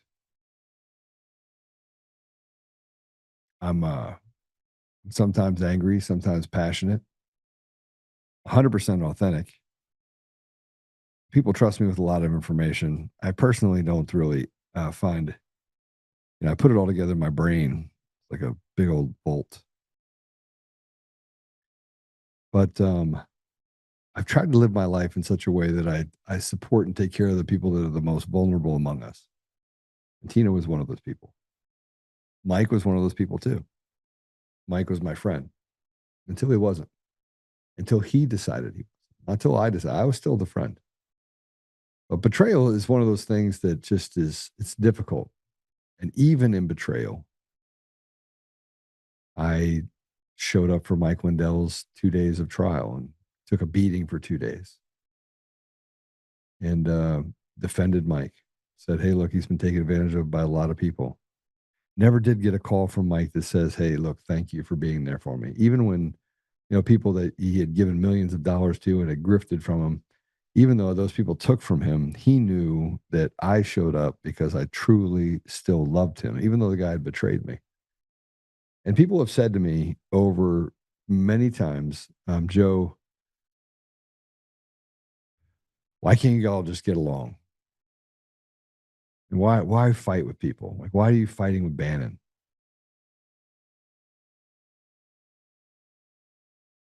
I don't actually get pissed off at people and fight and say, hey, look, I got set up by Jenna Ellis and all these people for me. I do it because of how they and what they do to other people.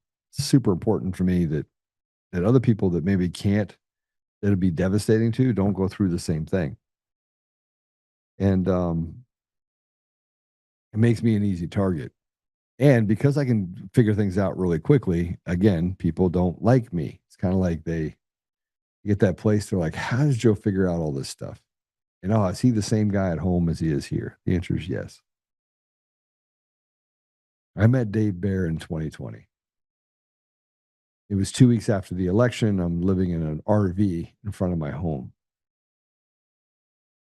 And my house was under construction. I had a huge flood. It's a freak deal. Right before I got involved in everything to do with COVID, I was in the UK. I was in London, and we were getting ready to go watch a game, soccer match. And they had some huge weather issue, and the fastest time that they ever had coming across the Atlantic was this day. I mean, I think we got there in like 4.5 hours. It was crazy. And the weather was bad, so they kept canceling the games. So I found another game. We went there, and I came home. And I was preparing to sell my company and move on for another part of my life. I thought, it's time to be done.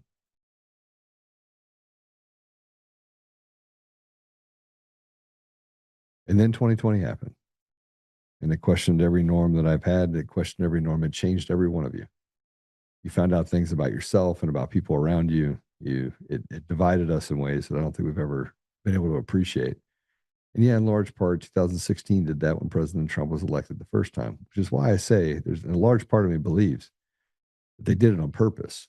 They wanted this division, and they needed the polarization, and needed to be able to pull on both sides emotionally, and then create enough lies that people didn't know what the truth was, which creates another conflict within themselves that they have to pick a side. Is President Trump what they said he is? Is he who they say he is? And ignore all the facts and the things you see in front of you. Should we be talking about cutting off kids' penises and grooming children and books and everything else? And how do we become so polarized on things that are just ridiculous? Anyway, fast forward to 2020 or into 2020, started FEC United. I felt like I was just being drawn to this. Same time, I'm an Ernst & Young Entrepreneur of the Year nominee and then a finalist. And they told me, you're not going to win if you keep getting involved in politics. It's a bad look for us. Just shut up. And I just couldn't. I got really sick with COVID around the second week of November, sorry. Coincidentally enough, around the same time that I met that Chuck Faddis guy. And I got really, really sick. My pulse ox was under 70. And here the guy that is a dentist. Super good man. And his wife sends me a Facebook message, and I'm in serious trouble. And the death threats have already started. Apollo's sitting in a little Ford pickup truck sitting out in front of my house.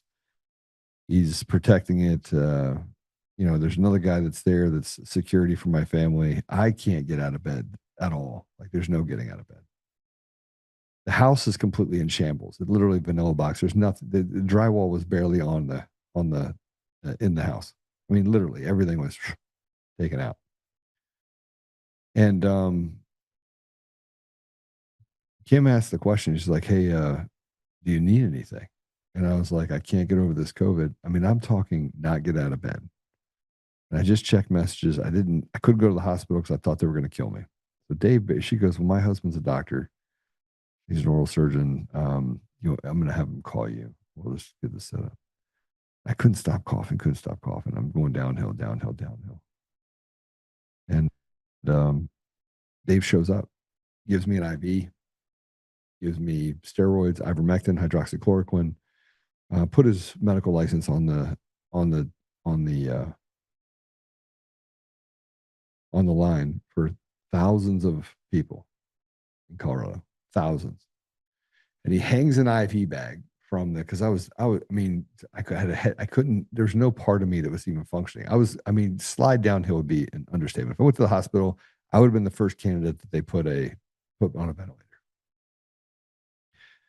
and gave me steroids, did all this stuff for me. And the next day I felt so much better. But he hung the IV bag from a piece of drywall up in the rafters before they got it all finished up. A hole in the drywall. And he saved my life. And he had to come back 2 days later, give me another one, give me another IV bag, and saved. You know, because I went downhill after that. He gave me some more stuff, and then finally I started to recover. And then I would call him over and over and over again. I'm like, hey, this person's in trouble. Can you help them? Yes. Hey, this person's in trouble. Can you help them? Yes. It's like Ray Ann Weber, Dr. Weber. Same thing. She could not stop helping people. He did this for thousands of people. He took care of his own clients. And then from 7 o'clock at night until midnight, he would go out and help people. And he did it out of his own pocket. Never asked anybody for anything. He never took $1 from me. He's like, no, I got you. I don't need anything from you. So fast forward 3 years later, when they found out that he had a cancer over his heart, and he had to go into chemotherapy, and it basically took away his ability to use his hands.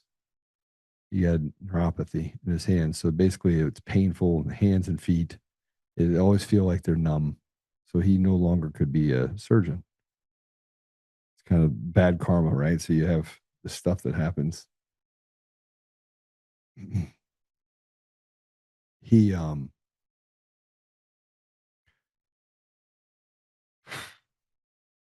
called me. He's like, hey, I want to buy a company. I was like, okay, I'll help you buy a company. And so we walked through this whole thing, and I'm telling him about the process, and he sends a bunch of stuff to me. He's like, yeah, I guess I got to do something different because I can't be a doctor anymore. And so I was like, listen, why don't you just come work for me? You can be the CEO of one of the companies, the tech companies. We'll start this thing up and just let you just have it. And so I did, and he did. And everyone that ever met him on the company side loved him. Loved him. He was that guy. And they had to crack his chest open to take that cancer out of his chest, right? So that things went swimmingly for about a year and a half. And then in late 2024, early 2025, he came to me. He's like, listen, cancer's back. And I got this tumor over my heart again. They're going to have to crack my chest open and take it back out. I'm going to do chemo. Chemo the first time nearly killed him. And so they went in and said, okay, we're going to take it out. He had been taking some stuff that we would take, ivermectin, fenbendazole, and methylene blue. And so when they went to go do a biopsy of it and they pulled it out for the cancer, it was necrotic. It was dead. So they were like, okay, well, let's just take it out. He's like, man, thank goodness. They took it out. And one of the things we said is, well, why not put you on a chemotherapy and so to kill up any of the epithelials that could have, the small cells, the little small cells, not epithelial, but small cells that could have dropped into his cavity when they were taking the cancer out.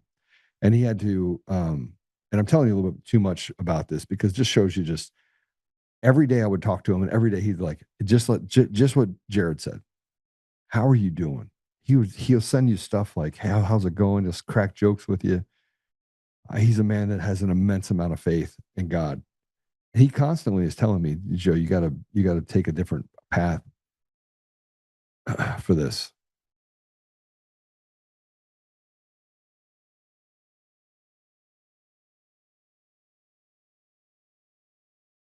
Okay, I got rid of it. Sorry, guys.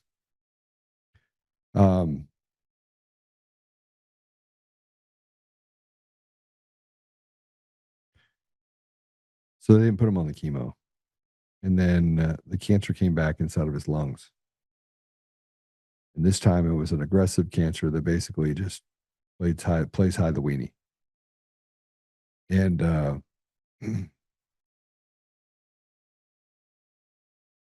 it grew really fast.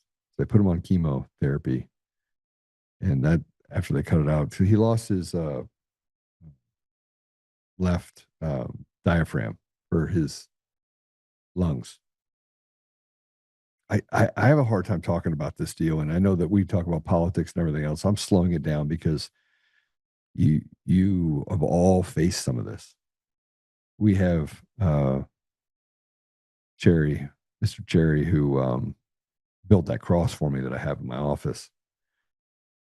And his wife was dying, and he drove 8 hours from Ohio to Missouri to deliver this work of art that he had created.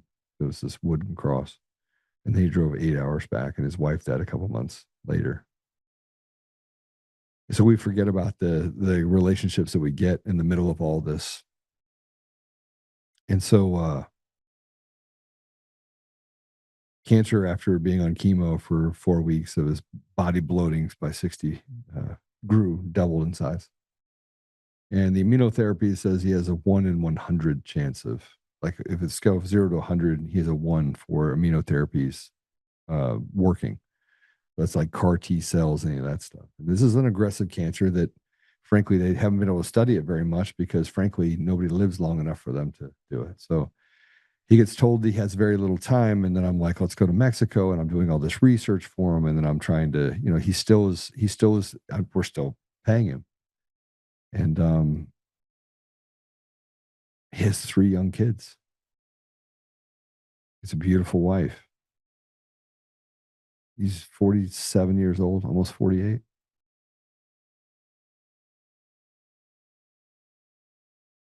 It just isn't supposed to happen this way. So I went to a friend of mine, and I was like, listen, we got to help Dave.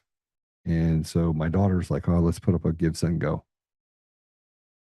And so we put up a Give, Send, Go, and then I didn't put it out because I was like, okay, that means I have to talk about this. I don't want to talk about this. And by the way, I stayed away from Dave for like 3 weeks. I texted him, but I wouldn't call him.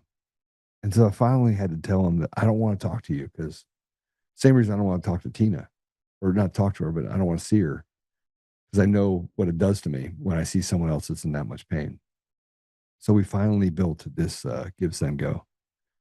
And look, it's not even that I'm asking you to give to this. I'm asking you to give to this for, it has nothing to do with me. If it's $1, it doesn't matter to me. It's there's not many things that I've been this passionate about.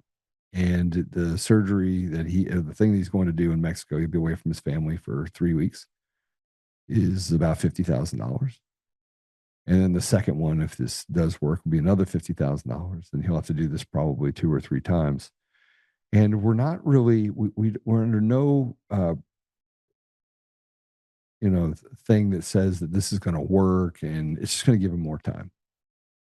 Maybe he gets a couple years out of it, maybe. But they gave him 30 to 60 days.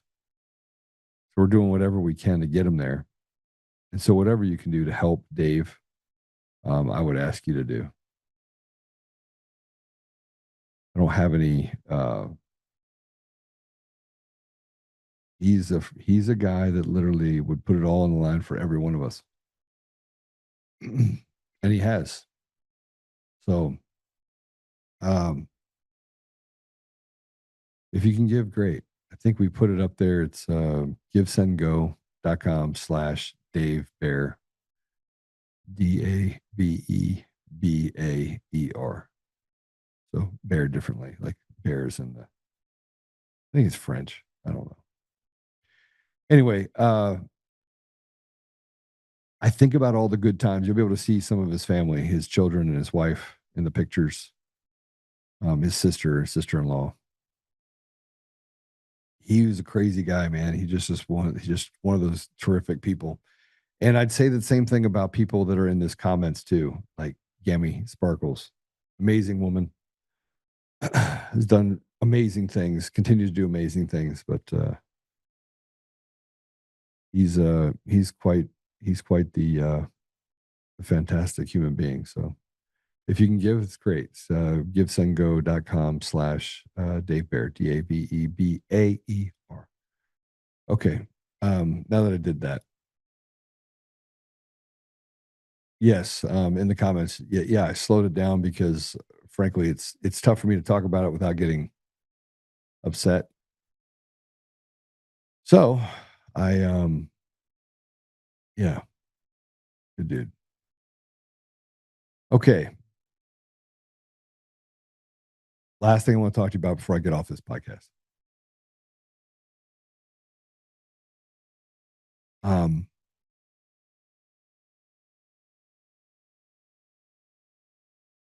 Do you guys have the stuff that I sent over for Emerald? I'm not going to do that today. I'm going to do it tomorrow. But here's what I do want to do. Whoops. Dearborn, Michigan mayor. Now, 55%. You saw Jake Lang went to Dearborn and stood up and said, with all due respect, get out. And, you know, that there's plenty of illegals, by the way, in Dearborn, Michigan that shouldn't be there. I don't see there's a high presence for ICE there, but I just want to put this out there. So the mayor, Abdullah Hamoud, announced the city is paying mothers for every baby they have. Let's go ahead and play it. If you had a baby as of November 1 or are currently pregnant, you are eligible for up to $4,500. I would just have to be kids. Dearborn RX Kids is finally here. We worked for this program for over 2 years, and if you're pregnant now, had a baby after November 1st, you're eligible. Dearborn produces more babies per capita than any other city in Michigan, roughly 1,700 babies, which is why it's important that this program is live and well right here in the city of Dearborn. So the only problem is that it's going to only give money to Muslim children. And if that's not enough, in Minnesota, this is a sheriff. This is a sheriff that's speaking in Somali inside of our borders. Let's go ahead and play it. As Somali, we work for you day and night. We stand for you and serve you. As you know, we came to this country as refugees. There were no Somalian police officers, so now we have been hired. It means we are working for our own people, Somalians. We understand the culture, we understand the language, we understand the way of life. That's why we are different from foreigners or white officers. We help bridge the gap. So thank you again. Know this, every Somalian police officer, whether you're in the homeland or abroad, works for you, Somalians. And when you're asleep at night, we were arresting, we are the ones protecting you. Somali first. Americans are being made as slaves. White people are being villainized. And a new script, you know, that it said that history is written by the victors. And it appears that the victors are people that just want to separate themselves from us and make us demons. And here's AOC caught on a hype mic walking through the halls of Congress. And this is why I said, is violence the answer? Let's go and play it. They're learning is that Democrats are weak, and that next time we just need to hurt working people and working Americans more to get them to fold. We need to hurt. Next time we just have to hurt Americans more to make them fold. You're their slave. And if you didn't catch all that, you are their slave. You are their slave. You're their slave. So congratulations, slave. And here's something happening in California. I actually think that Home Depot should just kick them out. Tell them to get out of they have an ability to do this. Here's liberals in California are lining up at Home Depot to buy a single 17-cent scraper, return it, then repeat the process in an effort to slow sales and protest the store's cooperation with ICE operations. Play it.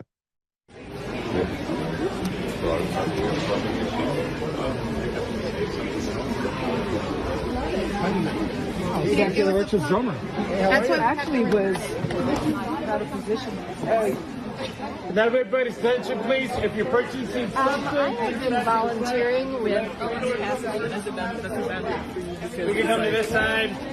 Come to this side for the customers to walk through. Not the same.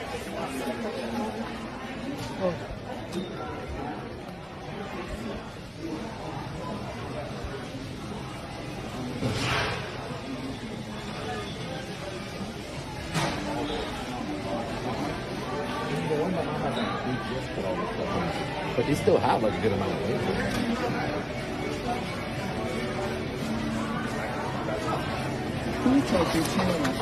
What are you buying? Nice scraper. Nice. What are you guys buying? We are buying ice scrapers. Right. Thank you. Yeah, these people are just flat evil. Make Americans victims. And here's a TikToker freaks out because a law enforcement officer called a female she. Ugh.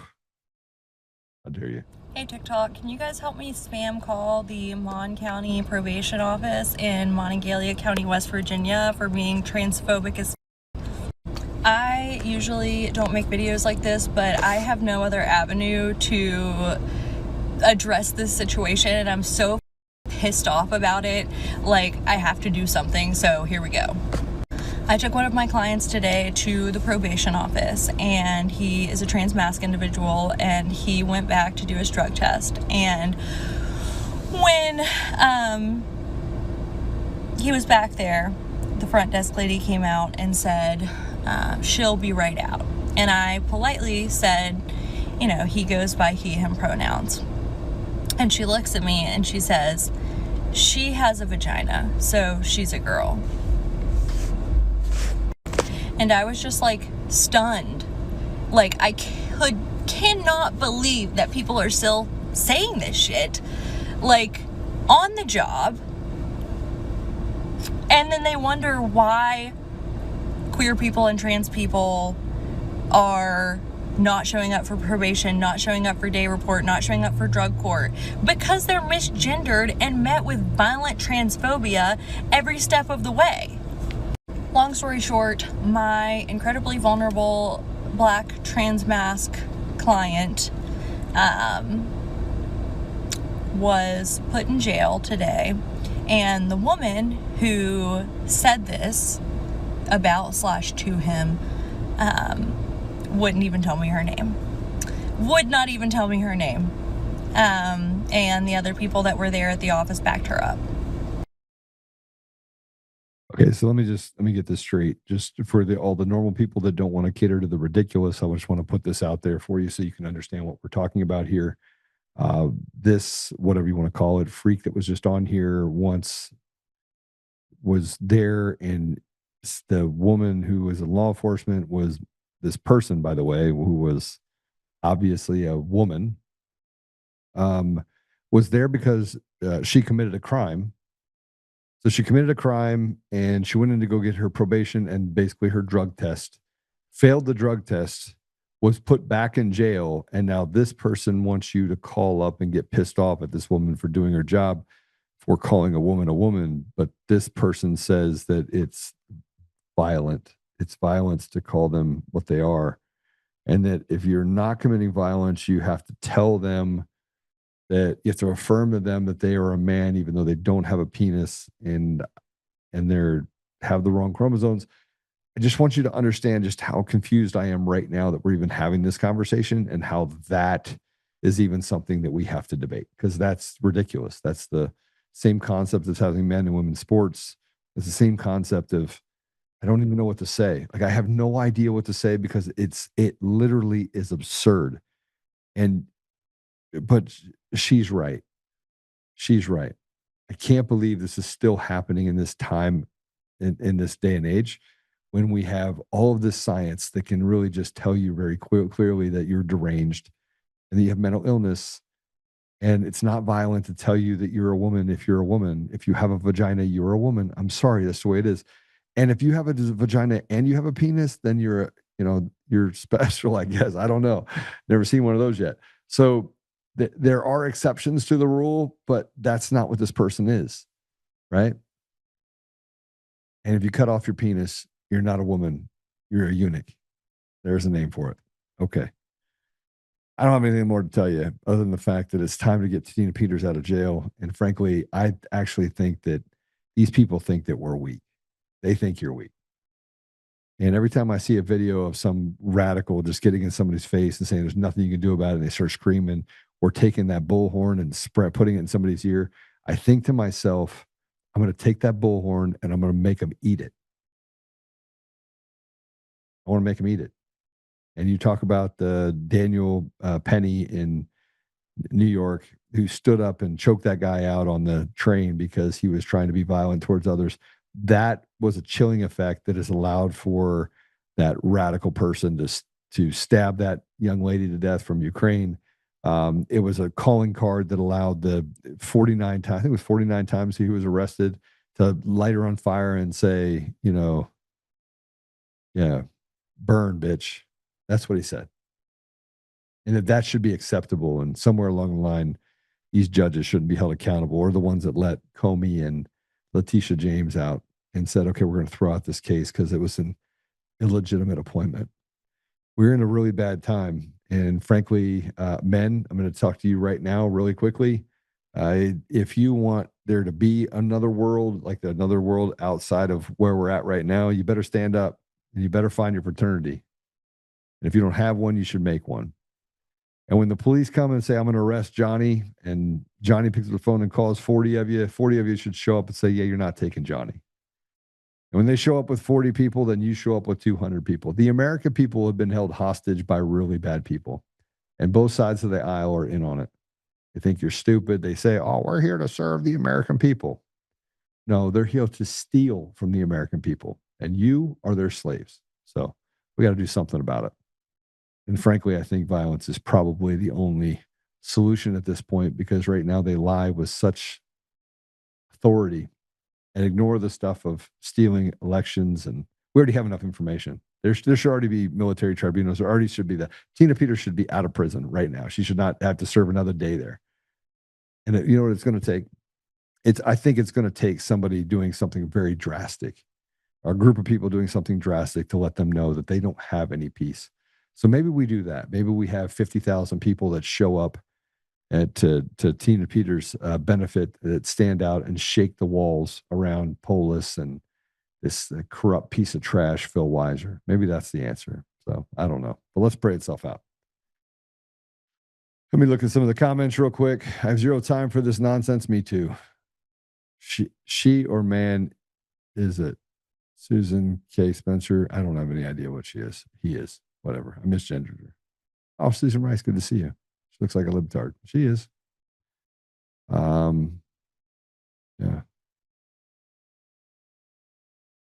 All right.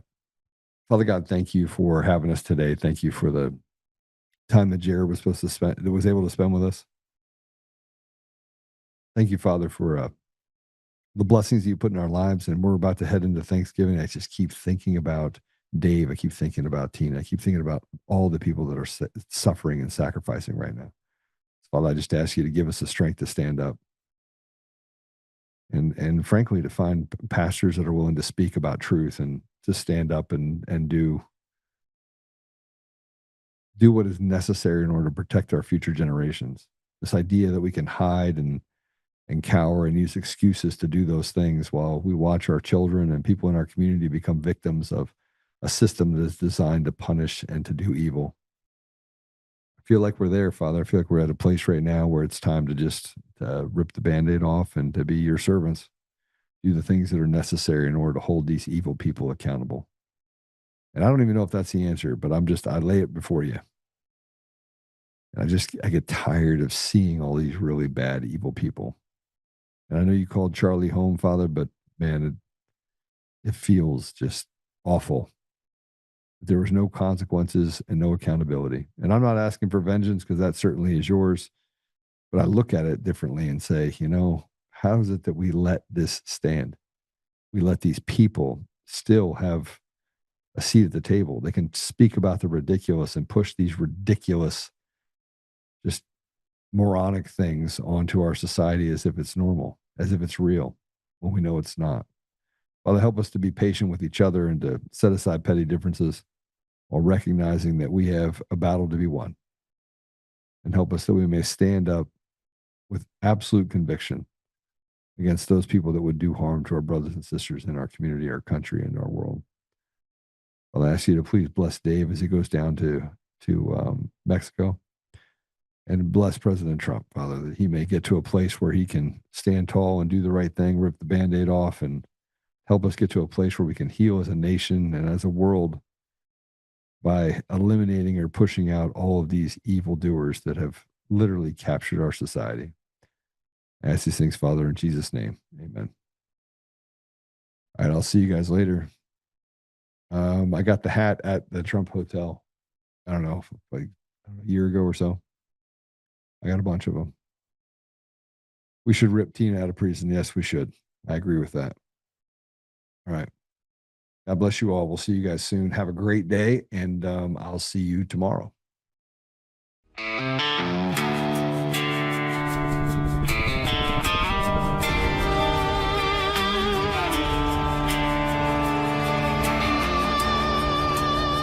Rise up untamed in the heart of the fight where the wild ones roam. Joe Oltmann's calling, bringing truth back home. From conservative daily to this untamed fire, we shatter the silence, lifting spirits higher. No chains can hold us, no lies can prevail. Authentic and fearless on this rugged trail.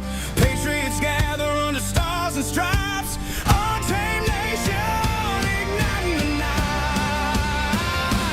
Untamed nation, let the truth roll out in this land of the free. Standing proud from sea to shining sea, we won't back down. Catch the fire, wear the crown. Untamed nation, it's our battle song, motivating hearts where the brave belong. Yeah, untamed and wild, forever strong. Play it again all night long.